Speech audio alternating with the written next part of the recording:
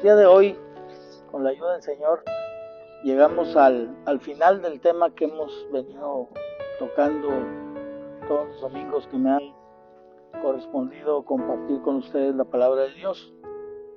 Y hoy nuestro tema final de esta serie de temas es el gran trono blanco y la nueva creación.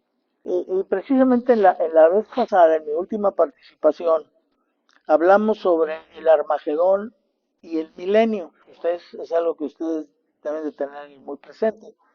El Armagedón es una batalla que se celebrará, se llevará a cabo en un valle que se encuentra al norte de Israel, que se llama el Valle de Megiddo o Armagedón. Y en ese lugar se reunirán todos los ejércitos para luchar contra el Señor Jesucristo y serán derrotados. Y se produce lo que vimos que Dios llama la gran cena de Dios, donde invita a las aves del cielo a alimentarse de todos los cuerpos de los jinetes, de los caballos, de los reyes, de todos los que se juntaron para luchar contra el Señor Jesucristo y fueron derrotados por él. Ese amotinamiento que ocurre ahí o que ocurrirá fue profetizado por el rey David en el Salmo 2. Dicen los versículos 1 al 3, ¿por qué se amotinan las gentes y los pueblos piensan cosas vanas? Se levantarán los reyes de la tierra y príncipes consultarán, ungidos contra Jehová y unidos contra Jehová y contra su ungido, diciendo rompamos sus ligaduras y echemos de nosotros sus cuerdas. Esta profecía se cumplió parcialmente cuando el Señor Jesucristo fue crucificado. Así lo entendieron los discípulos, porque cuando aquellos que fueron tomados por las autoridades, que fueron condenados a no predicar más el nombre del Señor Jesús, y luego fueron puestos en libertad, se reunieron con otros creyentes, platicaron lo que les había acontecido y entonces juntos oraron al Señor, dice Hechos capítulo 4, del 24 al 27, y alzaron unánimes la voz a Dios y dijeron, soberano Señor, tú eres el Dios que hiciste el cielo y la tierra, el mar y todo lo que en ellos hay, que por boca de David tu siervo dijiste, ¿por qué se amotinan las gentes y los pueblos piensan cosas vanas? Se reunieron los reyes de la tierra y los príncipes se juntaron en uno contra el Señor y contra su Cristo, porque verdaderamente los discípulos se unieron en esta ciudad contra tu santo Hijo Jesús, a quien ungiste, Herodes y Poncio Pilato, con los gentiles y el pueblo de Israel. Entonces aquí mismo la misma palabra de Dios nos dice que en esta acción de la crucifixión del Señor Jesucristo hubo un cumplimiento de la profecía del Salmo 2, pero fue un cumplimiento parcial, no fue un cumplimiento total.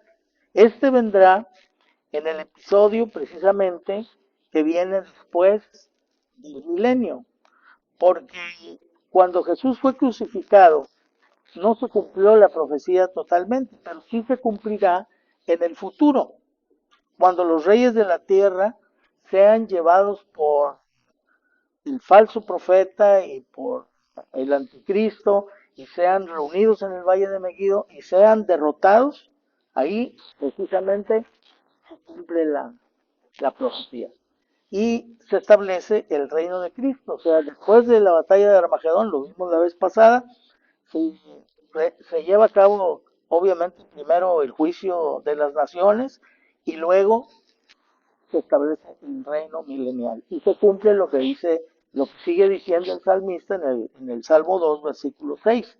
Pero yo he puesto mi rey sobre Sión, mi santo monte. Nos paramos en la lectura en aquello que se cumple durante el día de la crucifixión.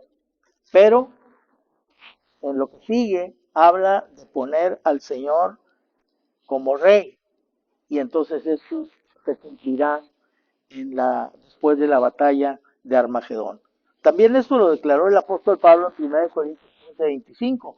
Dijo, porque es preciso que él reine hasta que haya puesto a todos sus enemigos debajo de sus pies. Pues tiene que ver primero esta grande victoria luego el juicio de las naciones y finalmente en la inauguración del reino milenial.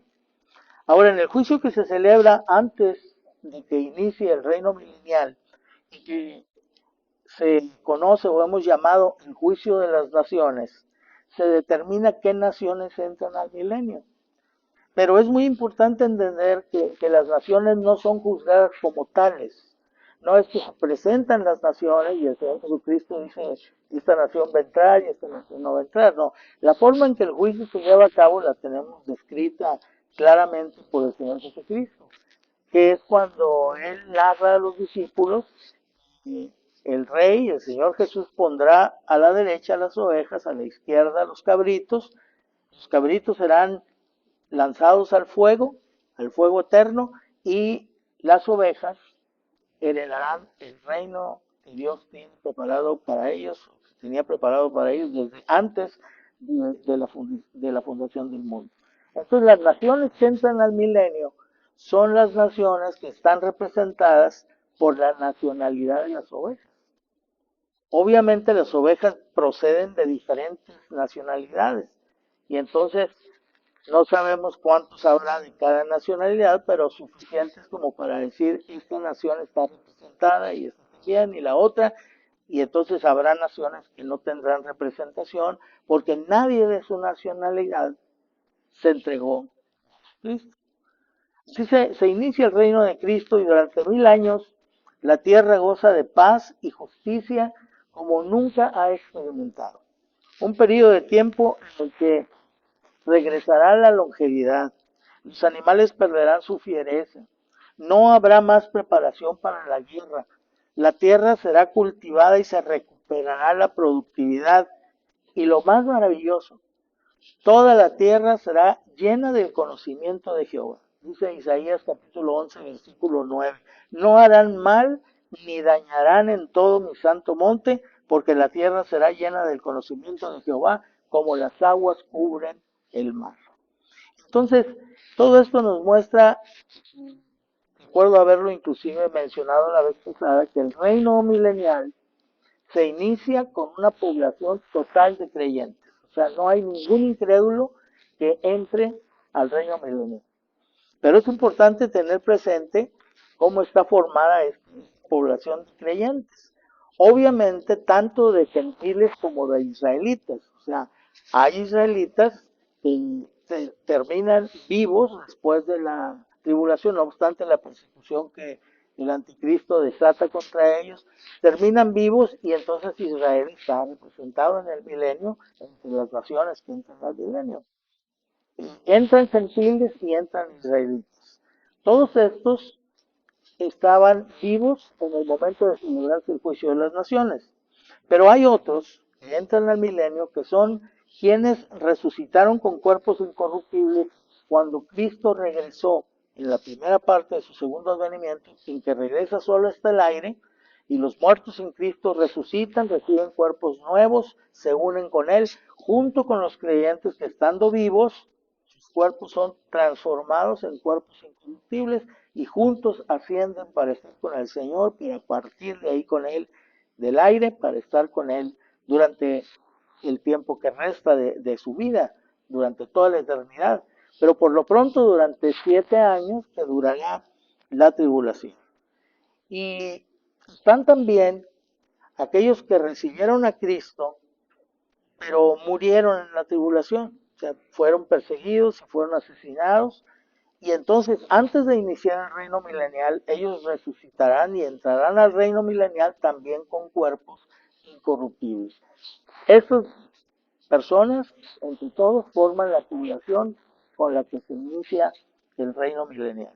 Dice Apocalipsis 24, que ellos resucitan para entrar al milenio y reinar con Cristo. Dice, y vi las almas de los decapitados por causa del testimonio de Jesús y por la palabra de Dios, los que no habían adorado a la bestia ni a su imagen, y que no recibieron la marca de la bestia en sus frentes ni en sus manos, y vivieron y reinaron con Cristo 1000 años. O sea, son los que murieron, los que murieron a Cristo durante la tribulación, murieron y resucitan y reciben sus cuerpos nuevos para entrar al milenio junto con todos los demás.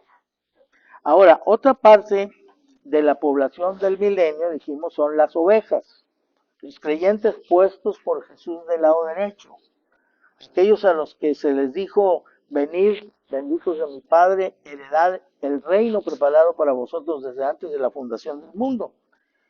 Y ellos son creyentes sobrevivientes de la tribulación, pero sus cuerpos suyos son cuerpos terrenales, es decir, tal y como los tenían desde antes, no hay ningún cambio en ellos. Por lo tanto, sus cuerpos son corruptibles. Y esto nos indica que en el milenio, aunque regresa la longevidad, todavía habrá muerte en el milenio. Estos creyentes que entran al milenio con cuerpos corruptibles van a tener una vida normal, se van a casar, van a tener hijos, y de sus descendientes, de sus hijos, algunos van a creer en Cristo y otros no. Pero los que no quieren creer en Jesucristo van a permanecer, no lo van a manifestar, van a permanecer sin manifestar su incredulidad. Y es entonces cuando terminan los 1000 años, cuando esos terminan, Satanás, que recuerdan ustedes que vino un ángel con una cadena y una llave y lo ató y lo echó en el abismo, ahí estuvo encerrado durante 1000 años. Pero terminado el milenio, Satanás es soltado de su prisión. Dice Apocalipsis 20, versículos 7 al 10, cuando los 1000 años se cumplan, Satanás será suelto de su prisión. Y entonces se presenta la última rebelión contra el Señor y contra su Cristo, porque Satanás sale con el propósito de organizar esta rebelión y ese es el cumplimiento, ahora sí, total de la profecía que hablaba acerca de esto. En Apocalipsis capítulo 20, versículo 8 dice, y saldrá a engañar a las naciones que están en los 4 ángulos de la tierra, a Gog y a Magog, a fin de reunirlos para la batalla, el número de los cuales es como la arena del mar. Ahora, vale la pena mencionar, en la Biblia, Gog y Magog son dos nombres que no se encuentran entre los enemigos comunes que Israel enfrentaba. Ustedes pueden recordar que Israel tenía luchas contra los asirios, contra los caldeos, contra los filisteos, contra los egipcios, pero no se menciona a Gog y Magog como personajes enemigos de Israel. Solo se les menciona con ese carácter de enemigos, y no solo como enemigos, sino como invasores, en los capítulos 38 y 39 de Ezequiel, y aquí en Apocalipsis 28. En Ezequiel 38, versículos 1 al 3, dice, vino a mí palabra de Jehová diciendo, hijo de hombre, pon tu rostro contra Gog en tierra de Magog, príncipe soberano. Ahí nos detenemos en nuestra Biblia, hasta donde dice príncipe soberano, para ver que esa palabra que aquí se traduce en soberano, en otras versiones de la Biblia se traduce de manera diferente. Por ejemplo, aunque casi la mayoría coincide, son palabras sinónimas, pero por ejemplo en la versión latinoamericana se traduce como príncipe supremo de, o sea, en lugar de príncipe soberano de Mesec, dice príncipe soberano de. Luego en la versión de Reina Valera que nosotros usamos, pero en la de 1909, dice príncipe de la cabecera de Mesec.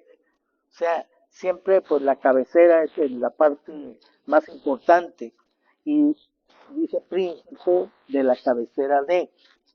También en la versión de las Américas, que es una versión bastante buena y confiable, dice príncipe de Ross, con doble S. Y en la versión 60, en la que nosotros usamos, se traduce como príncipe soberano de. Quienes tratan de identificar a las naciones que atacarán a Israel en esta última batalla que estamos mencionando, que Satanás, una vez suelto del abismo, está tratando de organizar o va a organizar. Algunos tratan de decir, oye, ¿cuáles serán esas naciones que van a atacar a Israel, después de que Satanás sea liberado. Y entonces escogen la traducción donde se dice príncipe de Ros, porque Ros, por su sonido, la identifican con Rusia. Y Rusia está al norte de Israel. Y a favor de esa idea, de esa interpretación, solo se podría argumentar el parecido fonético de las palabras Ros y Rusia, nada más. Y si acaso el hecho de que la invasión de Israel procede del norte, eso lo dice la escritura, y Rusia se encuentra situada al norte. Dice Ezequiel 38, 14 y 15. En aquel tiempo, cuando mi pueblo Israel habite con seguridad, este es un dato muy importante, cuando Israel habite con seguridad, porque desde todo el tiempo de la historia de Israel, después de que Israel fue echado de su tierra y luego regresó y por ahí por un tratado con Naciones Unidas en 1945-46, desde entonces Israel en realidad no ha vivido en paz. Siempre ha estado de alguna manera amenazado por la guerra y teniendo que cuidarse. Y cuando ha estado descuidado, lo han atacado, como sucedió, por ejemplo, en 1963, en la guerra llamada de Yom Kippur, que es una fiesta de los judíos muy importante. Cuando ellos lo estaban celebrando y estaban descuidados, fueron atacados por Siria y por Egipto. Y avanzaron tan rápidamente los sirios y los egipcios que realmente hubieran arrasado con Israel. Si no es que algo que les llamó la atención fue que no tenían respuesta. Y entonces se detuvieron porque pensaron, esto es una trampa, los israelitas no están tendiendo una trampa. Cuando ellos se detuvieron, entonces dio oportunidad a que Israel se preparara. Israel terminó ganando esa guerra en donde había sido sorprendido en la fiesta de Yom Kippur. Y ahora acaba de pasar una cosa semejante. O sea, lo acaban de atacar precisamente cuando estaba celebrando una fiesta muy importante, estaban descuidados y realmente pues les hicieron bastantes estragos y claro, ahí está otra vez la guerra. Israel siempre ha estado en esa situación. Una gran ventaja que ha tenido ha sido la protección de los Estados Unidos. Si Estados Unidos no protegiera a Israel hace mucho tiempo que tal vez lo hubieran invadido, pero saben que este es un punto neurálgico de los problemas en el mundo y puede ahí desatarse una guerra mundial, ser la razón de una nueva guerra mundial que probablemente sería una guerra atómica. Entonces, vemos que Israel pues nunca ha estado en paz, como dice aquí, que cuando él habite en seguridad, dice, vendrás de tu lugar de las regiones del norte, tú y tus muchos pueblos contigo, todos ellos a caballo, gran multitud y poderoso ejército. Así estaba profetizado en Ezequiel capítulo 38. Gog, príncipe, dice nuestra versión, soberano de Mesec, que también han encontrado o han establecido un parecido fonético, que sí lo tiene, de Mesec con Moscú. Entonces, si Ros lo hacemos Rusia, pues Mesec es Moscú. Y Tubal, que es otro de los aliados de Gog, según Ezequiel 38, pues también tendría su equivalente en una ciudad que se llama algo así como en Rusia, como Tolstoy o Tolstoy, una cosa muy parecido a lo que dice al nombre Tubal. Fuera de esto, es interesante lo que el salmista escribe de esta región, y eso sí es importante. La invasión viene del norte. Gog y Magog finalmente son identificados en la historia como pueblos bárbaros, pueblos muy salvajes que vivían muy al norte, allá entre el Mar Muerto y el Mar Caspio. Entonces, eran personas temidas. Nunca se ve que hayan atacado a Israel. Está la profecía de Ezequiel 38 de que lo harían, y no ha pasado. Pasará en los días en que termine el milenio y Satanás sea suelto. Entonces sí vendrá este ataque. Desde aquel tiempo hasta entonces, las cosas han evolucionado, las naciones han movido sus territorios, han cambiado de nombre. En un tiempo Rusia fue la poderosa Unión Soviética con muchas repúblicas unidas que después se separaron. Entonces todos estos cambios pues, hacen que finalmente no podamos establecer, ni tampoco creo que sea tan importante quiénes son las naciones que van a atacar a Israel, pero obviamente vendrán del norte. Y dice el Salmo 102, versículos 5 al 7, ay de mí que moro en Mesec y habito entre las tiendas de Cedar. Ha mucho tiempo, mucho tiempo ha mejorado mi alma con los que aborrecen la paz. O sea, mucho tiempo ha morado mi alma con los que aborrecen la paz. Yo soy pacífico, dice, mas ellos, así que hablo, me hacen guerra. Entonces estos pueblos eran caracterizados por pueblos que odiaban a los que estaban en paz, eran guerreros, ellos, su idea era atacar y destruir. Cobra relevancia lo que dice el salmista a la luz de lo que se enfatiza, que el ataque es contra una nación que habita en paz. Dice Ezequiel 38:10. Así ha dicho Jehová el Señor, en aquel día subirán palabras en tu corazón y concebirás mal pensamiento. Está hablándole a Gog. Y dirás, subiré contra una tierra indefensa.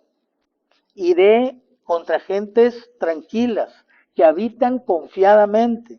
Todas ellas habitan sin muros y no tienen cerrojos ni puertas.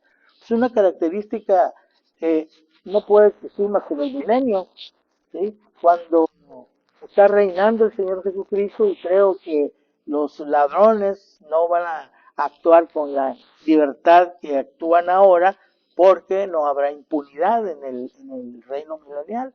Así es que la gente vivirá tranquila, volverá aquel tiempo, porque yo recuerdo que se mencionaba muchas veces en mi familia, mi madre decía, no, yo me acuerdo cuando no teníamos que cerrar las puertas, no se cerraban las puertas, se dormía en las casas con las puertas abiertas, no pasaba nada. ¿Por qué? Decía ella, porque a los que se atrevían a entrar y robar los colgaban y los exhibían colgados en la plaza para escarmiento de los demás.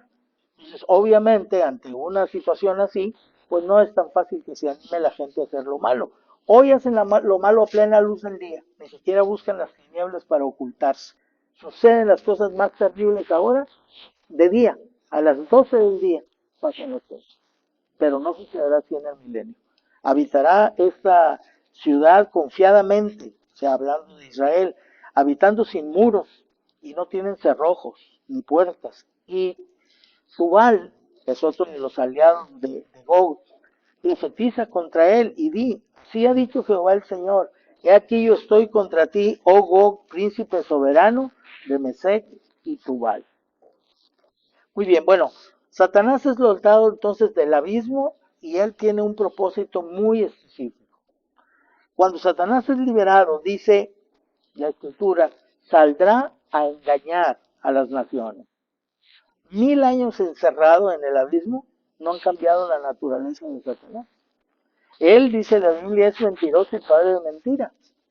Sin embargo, parece increíble que él pueda tener éxito saliendo del abismo después de estar 1000 años encerrado ahí y engañar a las naciones pretendiendo que pueden derrotar al rey que es el Señor Jesucristo y apoderarse de Israel, después de que en sus anales tienen la derrota que sufrieron 1000 años antes en Armagedón, donde todos los que reunieron el anticristo y el falso profeta murieron en el valle de Megiddo, todos.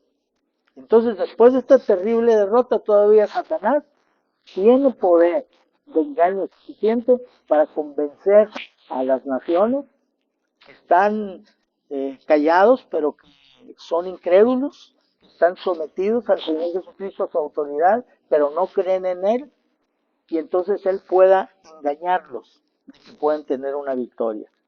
Y lo más increíble es cómo pueden dejarse engañar después de haber vivido un periodo de paz maravilloso como es el milenio, viviendo en paz, sin impunidad y con el mismo Señor Jesús reinando con justicia.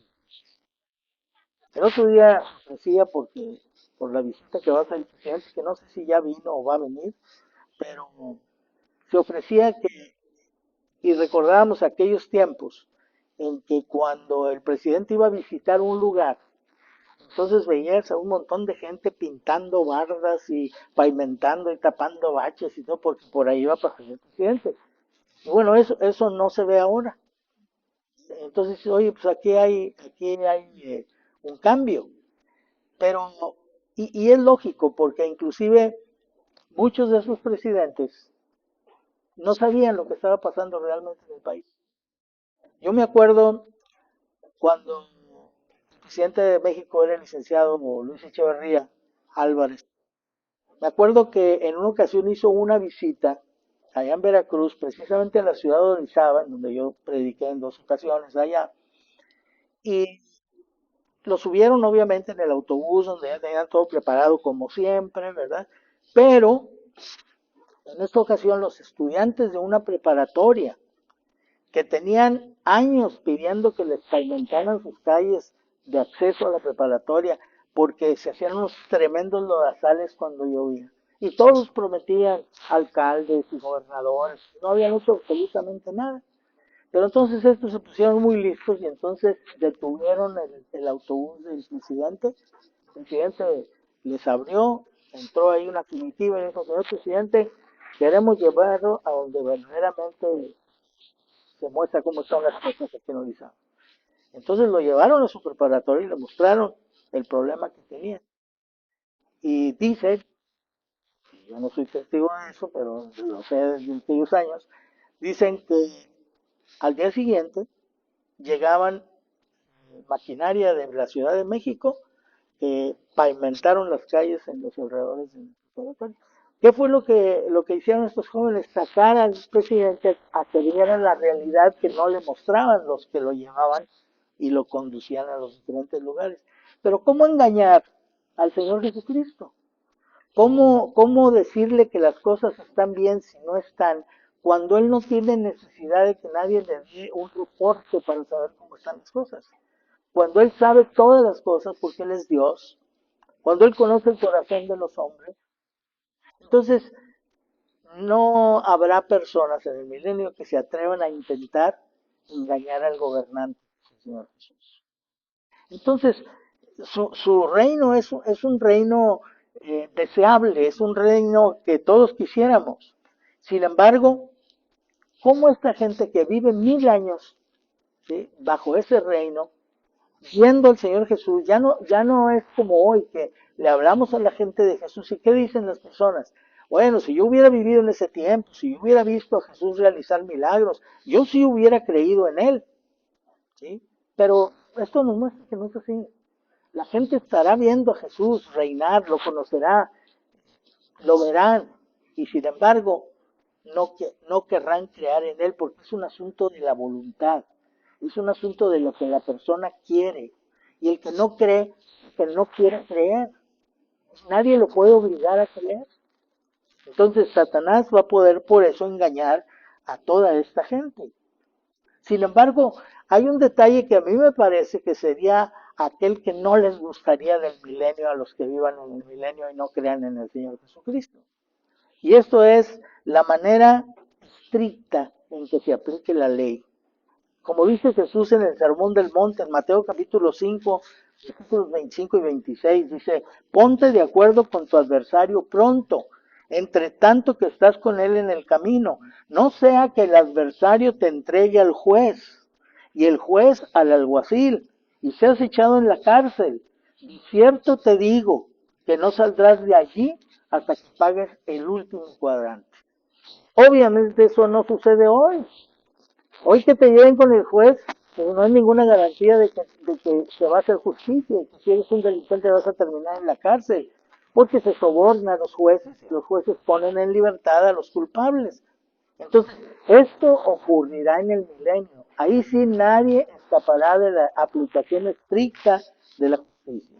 Y el hombre, pecador impenitente, no le agrada cuando se trata de él leyes justas que se apliquen sin acepción de personas, sin posibilidad de cohecho, como sucederá en el milenio. Al hombre natural que no entiende las cosas del espíritu, le agrada cuando los legisladores promulgan leyes que proponen modificaciones a la ley que les permiten vivir conforme a sus deseos pecaminosos y no les importan las consecuencias que puedan venir sobre los demás, que afecten a los demás, como como en estos días pasados que en California se pretendió que se aprobara una ley que haría perder a los padres la custodia de sus hijos pequeños si el hijo pequeño pretendía ser de un género diferente al género con el que nació. O sea, que si pronto un niño pequeño le dice a su papá y a su mamá, ¿sabes qué? Que yo soy mujer. No, pero tú eres hombre, tú naciste hombre. No, no, yo soy mujer. Y entonces él se queja, mis padres no me dejan ser lo que yo soy. Y entonces el Estado tendría derecho a quitar a ese niño a los padres, quitarles la custodia, ¿sí? Y eso sería violencia de los padres hacia los hijos. Esa era la ley que querían aprobar en California. Gracias a Dios no se aprobó, pero no creo que vayan a estar en su intento, porque eso está ocurriendo. Al mismo tiempo, vi por ahí un video que me mandaron de una persona que acababa de salir de una reunión en las Naciones Unidas, en donde iban a tratar asuntos muy importantes de educación y de salud, pero esos temas finalmente fueron relegados porque países como Estados Unidos, Argentina e inclusive México pusieron en la agenda el aborto y la cuestión de la ideología de género. No se pudo aprobar que esto entrara como una ley porque la mayoría de los países se opusieron. Todavía hay renuencia hacia esas cosas. Pero la gente que promueve esto no les importa el daño. Imagínense cómo un niño pequeño o un adolescente, si son inmaduros, pueden tomar una decisión que va a afectar toda su vida. Puede ser irreversible ya en algunos casos, en que tratan inclusive su cuerpo y lo transforman. Entonces los padres estamos y fuimos puestos por Dios para proteger a nuestros hijos. Ahora, que hay padres que violentan a sus hijos, que hay padres que tratan mal a sus hijos, sí es verdad, pero eso no quiere decir que el sistema o la estructura familiar no debe existir. Es como si dijéramos, porque hay policías corruptos, pues mejor que no haya policía. Pues no, si hay policías corruptos, pues necesitamos que siga habiendo policía todavía, porque si no, no podríamos vivir en la sociedad. Igual sucede con las familias. Sí hay padres que no cumplen la función que deben tener, pero la estructura correcta es la que Dios formó. Hombre y mujer casándose, teniendo un matrimonio, hijos y protegiendo ellos a sus hijos. Así es que solo considerando estas cosas, solo considerando que la gente que vivió en el milenio estuvo al disgusto con lo estricto de la aplicación de la ley, podemos entender que Satanás tenga éxito en reunir a las naciones desde los 4 puntos cardinales, de los 4 ángulos de la tierra, dice el texto. Y aquí es muy importante anotar que cuando en la Biblia se menciona la palabra tierra, generalmente no se refiere al planeta, sino se refiere a Israel. En la Biblia, Israel es el centro geográfico de la tierra. Así que Satanás reúne a las naciones que se encuentran en los 4 ángulos de la tierra, es decir, al norte, al sur, al este y al oeste de Israel. Porque Israel es el propósito del ataque. Ahí está el Señor Jesús reinando en Jerusalén. Entonces, atacar a Israel es derrotar al rey, es el propósito, apoderarse de Israel con todos los recursos que Israel tiene. Eso es la razón por que Israel es tan codiciado, esa tierra en el mundo. Y esto lo podemos comprobar que cuando habla de la tierra se refiere a Israel, porque en el versículo 9 del capítulo 20 de Apocalipsis dice, y subieron sobre la anchura de la tierra, y rodearon el campamento de los santos y la ciudad amada, o sea, Jerusalén. Entonces, la tierra se refiere a Israel.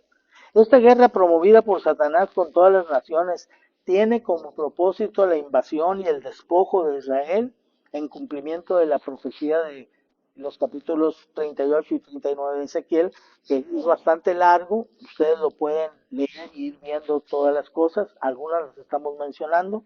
Estos nombres Gog y Magog que se mencionan aquí los encontramos en la lista de descendientes de Jafet. Ustedes recuerdan que después del diluvio la tierra se pobló por medio de los tres hijos de Noé, Sem, Ham y Jafet. Y Jafet, Gog y Magog, pertenece a la descendencia de Jafet, quien se muestran aliados de los que van a atacar al Señor.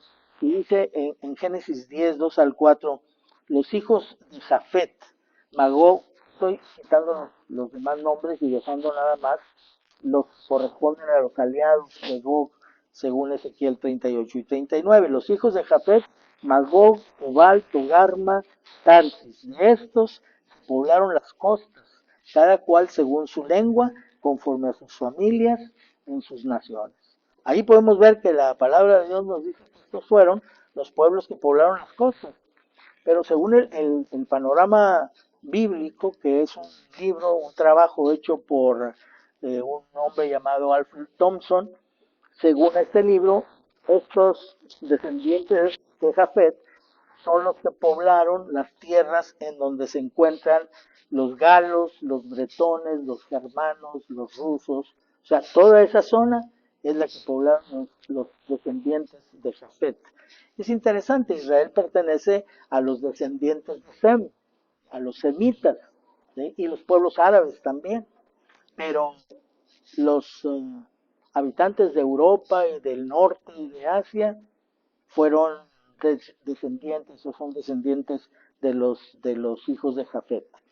La respuesta de Dios a esta rebelión que ocurrirá cuando Satanás sea liberado del abismo será como fue profetizada en el Salmo 2, donde David escribió que Dios se reiría de ellos y se manifestará desde el cielo con furor. Y en la segunda parte del versículo 9 de Apocalipsis 20 leemos, y de Dios descendió fuego del cielo y los consumió, lo cual corresponde con lo que Ezequiel profetizó en Ezequiel 38, 22, y haré llover sobre él, sobre sus tropas y sobre los muchos pueblos que están con él, impetuosa lluvia y piedras de granizo, fuego y azufre. Y ahora sí, después de esta última batalla, el diablo, derrotado junto con todas las naciones que fueron engañadas por él, será arrojado al lago de fuego. Dice el versículo 10 de Apocalipsis 20, y el diablo que los engañaba fue lanzado en el lago de fuego y azufre, donde estaban la bestia y el falso profeta, y serán atormentados día y noche por los siglos de los siglos. El siguiente que Juan relata es la visión de un trono, de un gran trono de color blanco, así lo dice en Apocalipsis 20:11, y vi un gran trono blanco. Pero también nos dice que vio a quien estaba sentado en ese trono, a quien identificó de la siguiente manera, como aquel de quien la tierra y el cielo huyeron y no se encontró lugar para ellos. Dice, vi un gran trono blanco y el que estaba sentado en él, de delante del cual huyeron la tierra y el cielo y ningún lugar se encontró para ellos. La experiencia de Juan recibiendo esta revelación fue gloriosa. Además de todos los juicios antes que ya venido mencionando, todas las cosas que él pudo observar que sucederían, porque Juan está viendo algo que no ha sucedido, algo que va a suceder y que el Señor Jesucristo le está revelando. Después de ver todo esto, Juan vio también que este universo en el que vivimos, antiguo y contaminado por el pecado, va a desaparecer. La grandeza de aquel trono se debe a quien estaba sentado en él, y su color blanco nos habla de su carácter de santidad y justicia. Es decir, el juicio que se realiza desde este trono es un juicio justo y es un juicio pegado a la santidad. Y esto está atestiguado por el cielo, por el hecho de que el cielo y la tierra, contaminados por el pecado, huyeron ante la presencia del que estaba sentado en el trono. Allí, ante aquel gran trono blanco, Juan vio el futuro, cuando se realizaría el juicio final, o juicio, se le llama también o juicio del gran trono blanco. Y para que éste se lleve a cabo, es necesario primero que ocurra una segunda resurrección. Hubo una primera resurrección que está compuesta de dos partes. Una cuando Cristo regresa hasta el aire y la otra antes de iniciar el milenio. Pero todos estos dos grupos de seres humanos resucitados forman la primera resurrección. Y dice en el versículo 4 de Apocalipsis 20 que los que murieron por su testimonio durante la tribulación, formando parte de la primera resurrección, formarán parte de la primera resurrección. Y dice que volvieron a vivir y reinaron con Cristo 1000 años. Y dice en el versículo 5 de Apocalipsis 20, pero los otros muertos no volvieron a vivir hasta que se cumplieron 1000 años. ¿Cuáles son los otros muertos? Son estos que se mencionan aquí y que comparecerán en este juicio. Son los que menciona Juan en su evangelio como quienes hicieron lo malo. Dice Juan 5, 28 y 29, no os maravilléis de esto, porque vendrá hora cuando todos los que están en los sepulcros escucharán su voz, oirán su voz, y los que hicieron lo bueno saldrán a resurrección de vida, y los que hicieron lo malo a resurrección de condenación.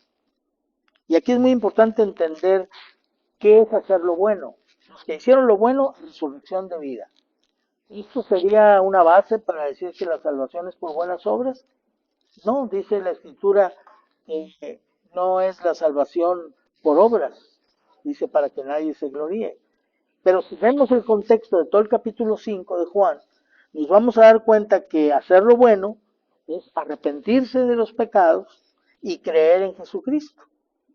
Como lo dice el versículo 24 del capítulo 5 de Juan. De cierto os digo, el que oye mi palabra y crea al que me envió, tiene vida eterna y no vendrá a condenación, mas ha pasado de muerte a vida.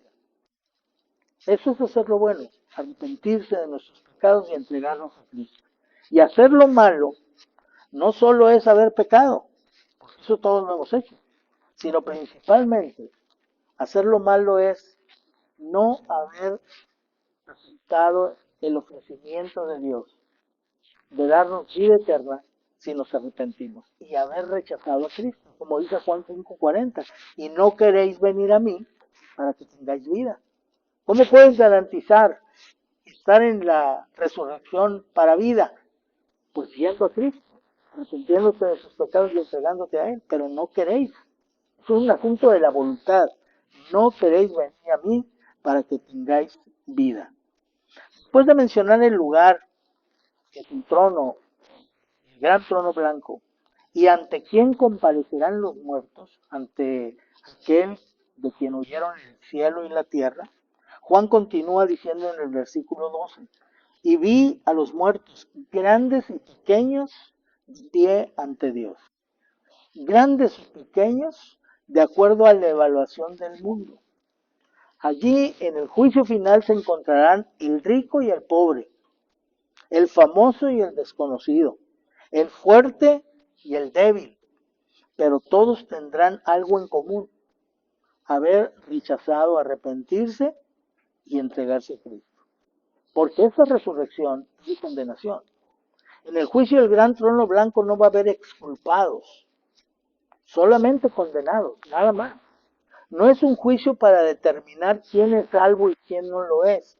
Es un juicio para mostrar la justicia de Dios, para mostrar que los que están ahí van a ser arrojados al lago de fuego, serán arrojados al lago de fuego en un juicio totalmente justo. Juan nos muestra cuáles serán los argumentos que Dios usará para mostrar lo justo de su condenación, porque para eso es este juicio. Ellos están ya condenados. La acusación que pesa sobre ellos es la de pecadores impenitentes, es decir, pecadores que no se arrepintieron, que es lo que significa la palabra impenitente. Es una persona que se mantiene firme en su comportamiento, actitud, idea o intención, a pesar de castigos, advertencias o consejos. Estos son impenitentes. Entonces aquí se presentan solo los pecadores impenitentes. Para su carácter, para mostrar el carácter de estas personas, los pecadores, se abren los libros de las obras, donde se encuentran registrados todas las obras, todos los actos cometidos por estos hombres, por toda la humanidad. Todos los pecados cometidos están ahí, incluyendo todas las veces que ellos rechazaron al Señor Jesucristo, que es el pecado más grande que puede una persona cometer, rechazar al Hijo de Dios, aquel que entregó su vida por él en la cruz del Calvario. Y continúa el versículo 12 diciendo, y fueron juzgados los muertos por las cosas que estaban escritas en los libros según sus obras. ¿De qué servirían y darse cuenta de que unos tienen muchos más pecados escritos en el libro de las obras que otros? Bueno, porque el Señor muestra que en el infierno el castigo no será igual para todos. Dice, y ustedes recuerdan que Jesús dijo, será más tolerable el castigo para Sodoma y Gomorra que para esta generación. O sea, la generación que lo vio a él, que vio los milagros, que vio su vida, y sin embargo lo rechazaron, ellos serán más culpables que los de Sodoma y Gomorra.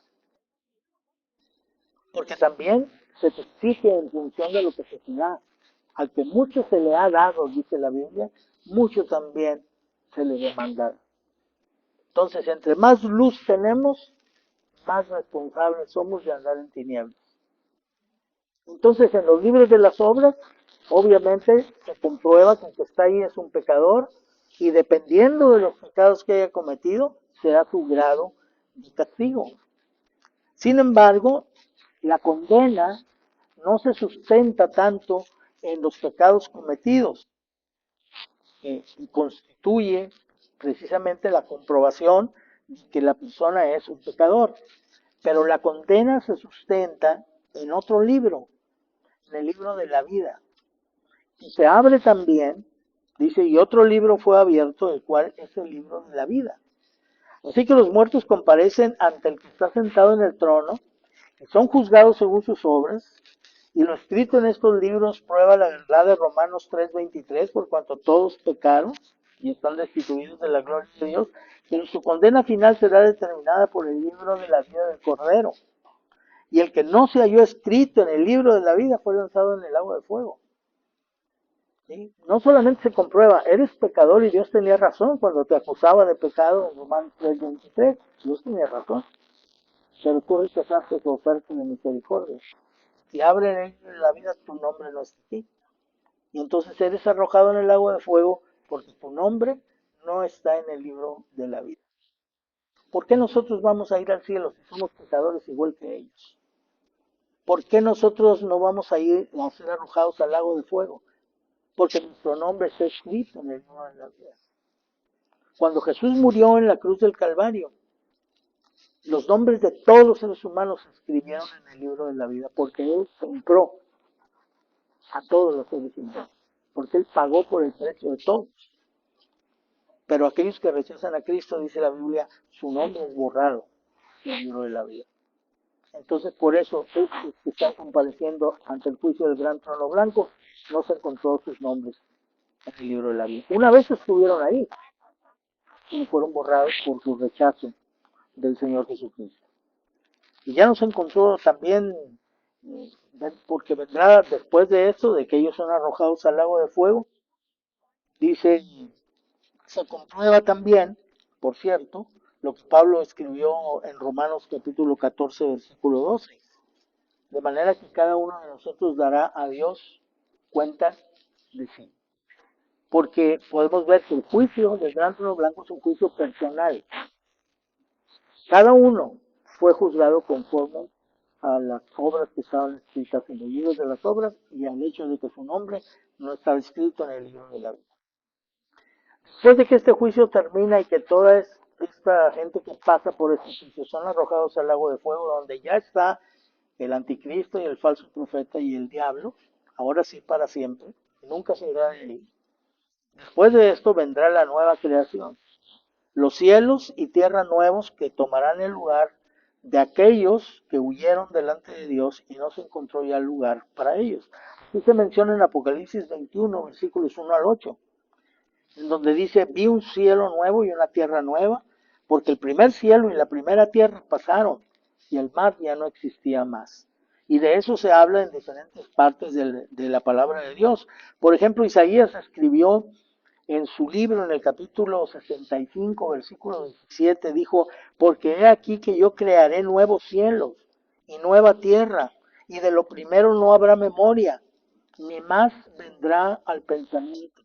Y también el salmista escribió acerca de esto en el Salmo 103, versículos 25 al 27, diciendo, desde el principio tú fundaste la tierra y los cielos son obra de tus manos. Ellos perecerán, mas tú permanecerás. Y todos ellos como una vestidura se envejecerán, como un vestido los mudarás y serán mudados, pero tú eres el mismo, tus años no se acabarán. Entonces, los antiguos, los israelitas, que tenían la palabra de Dios, sabían que Dios haría nuevos cielos y nueva tierra. No sabían cuándo esto sucedería, pero sabían que iba a pasar y lo esperaban con ansia.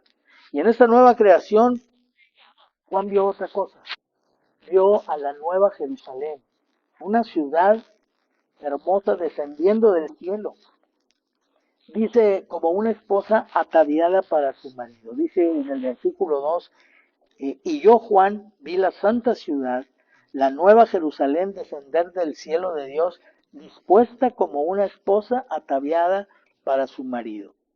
Debemos recordar que aunque la palabra de Dios fue inspirada por el Espíritu Santo, éste usó a cada uno de los escritores bíblicos y estos le imprimieron a sus escritos su estilo literario que los identifica. Sí es posible entre la gente que estudia la literatura y los diferentes estilos de escribir, puede distinguir los escritos de Pablo de los escritos de Pedro, de los de Juan y de los demás, porque cada uno tenía su experiencia, su vocabulario, su manera de expresarse. O sea, el Espíritu Santo controló e inspiró el pensamiento que quería vertir, pero ellos lo expresaron utilizando su vocabulario y utilizando sus experiencias. Por ejemplo, Juan, cuando está viendo descender a la Nueva Jerusalén del cielo, la identifica con aquello que a él le parece más semejante, más parecido dentro de su experiencia. Y eso es el momento emocionante cuando una pareja está contrayendo matrimonio y cuando él está al frente, el esposo o el futuro esposo, y la esposa viene entrando vestida de blanco, ataviada para su marido. Y ese momento es inolvidable, ¿sí? Es algo que la pareja espera y él espera de mucho tiempo atrás.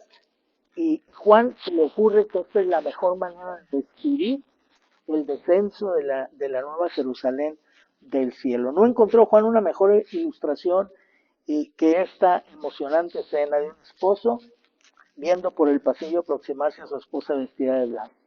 Pero tuvo también el cuidado de describirla a la Nueva Jerusalén como una ciudad réplica de la Jerusalén en la que Dios se manifestaba a Israel, pero que ahora será una habitación permanente de Dios para su pueblo, dice el versículo 3, y oí una gran voz del cielo que decía, he aquí el tabernáculo de Dios con los hombres, y él morará con ellos, y ellos serán su pueblo, y Dios mismo estará con ellos como su Dios.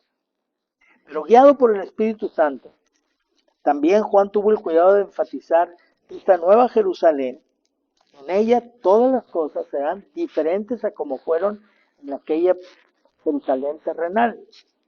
Dice el versículo 5, el que estaba sentado en el trono dijo, he aquí yo hago nuevas todas las cosas. Por tanto, en la nueva Jerusalén ya no habrá muerte, no habrá más llanto, no habrá clamor ni dolor. ¿Por qué? Porque las primeras cosas a las cuales pertenece la Jerusalén terrenal, las primeras cosas pasaron. Y será una ciudad donde imperará la santidad, porque en ella, a diferencia de la Jerusalén terrenal, dice Apocalipsis 21-27, no entrará ninguna cosa inmunda, o que hace abominación y mentira, sino solamente los que están escritos en el libro de la vida del Cordero. Una ciudad como nunca podrá tener el hombre por su esfuerzo personal, si no la recibe como un regalo de Dios procedente de sí. Será hermoso vivir en esa ciudad con seguridad y en compañerismo. Es interesante que esa convivencia de Dios con su pueblo se representa por medio de una ciudad, de la Nueva Jerusalén que desciende del cielo. Y digo que esto es importante porque hay muchas personas que a veces preguntan, bueno, ¿y cómo va a ser la vida eterna? ¿Y cómo va a ser nuestra vida con el Señor?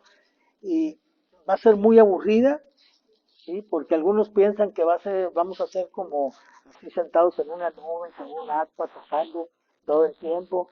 Sí, qué aburrido eso, ¿no? Pero no, es una ciudad, es decir, va a haber actividad. ¿Qué actividades habrá? No lo sabemos, pero va a haber una comunidad, va a haber una convivencia con otros, viviendo en una misma ciudad, con todas estas características maravillosas. Finalmente es importante considerar que el apóstol Pedro se refiere a estos últimos acontecimientos y lo hace subrayando cuál debe de ser el resultado en nuestras vidas de considerar todas estas cosas. ¿Qué propósito? ¿Qué debe de pasar en nosotros al estar viendo lo que fue revelado a Juan en el Apocalipsis y saber las cosas que van a suceder? De lo cual no falta mucho tiempo. Estamos viviendo los últimos tiempos, eso es un hecho. La descomposición de la sociedad tan terrible lo demuestra. Lo que está pasando ahorita en Israel también indica exactamente lo mismo. Acuérdense que cuando el anticristo se manifieste, una de las cosas que va a ser establecer la paz. Se le va a dar a Israel una paz de 3 años y medio que les va a permitir inclusive construir su templo. ¿Sí? Todo esto bajo un tratado con el anticristo y de acuerdo a las demás naciones. Pero va a ser una paz temporal, no va a ser duradera y va a culminar con la traición precisamente del anticristo. Dice el apóstol Pedro en 2 de Pedro 3, 11 al 13, puesto que todas estas cosas han de ser desechas, afirma lo que estamos comentando de que este cielo y esta tierra pasarán y vendrán cielos nuevos y tierra nueva. ¿Cómo no debéis vosotros andar en santa y piadosa manera de vivir, esperando y apresurándoos para la venida del día de Dios, en el cual los cielos, encendiéndose, serán deshechos, y los elementos siendo quemados se fundirán? Pero nosotros esperamos, según las promesas, según sus promesas, cielos nuevos y tierra nueva, en los cuales more la justicia. La venida del Señor Jesucristo está muy cerca. Juan cierra su escrito compartiendo las últimas palabras recibidas por él en esta revelación. Y dice a partir del versículo 6 y hasta el versículo 20, y me dijo, estas palabras son fieles y verdaderas. Y el Señor, el Dios de los espíritus de los profetas, ha enviado su ángel para mostrar a sus siervos las cosas que deben suceder pronto. Y he aquí vengo pronto, bienaventurado el que guarda las palabras de la profecía de este libro. He aquí, yo vengo pronto y mi galardón conmigo, para recompensar a cada uno según sea su obra.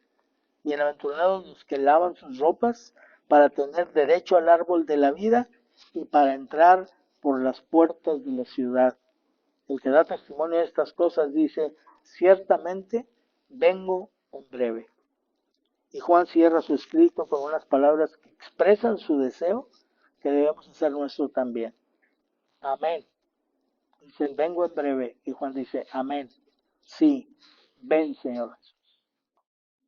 Muy bien, bueno, pues sin duda que hay muchas cosas más que podemos aprender si seguimos escudriñando las escrituras. Siempre habrá cosas nuevas. La palabra de Dios es inagotable. Y lo más maravilloso es ir a ella con ese deseo de saber, de que Dios nos hable. Porque de pronto parece como si se encendiera una luz en un determinado versículo que no habíamos considerado antes. Y Dios nos muestra algo que estaba ahí para nosotros y para todos.